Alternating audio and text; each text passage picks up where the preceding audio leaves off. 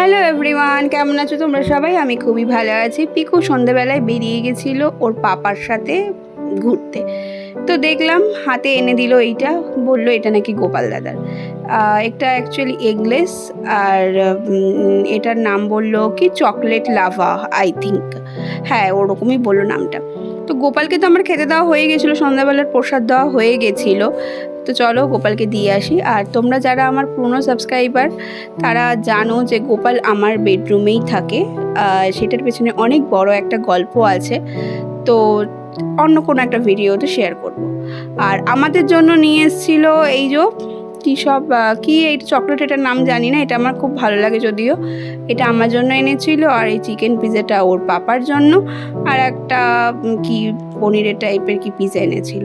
আর রাত 10টার সময় চলে এলো আমার একটা পার্সেল পার্পেল থেকে। তো ফেসেস ক্যানাডার এই লিপ বামটা অর্ডার দিয়েছিলাম, তোমরা চাইলে চেক আউট করতে পারো, খুব ভালো।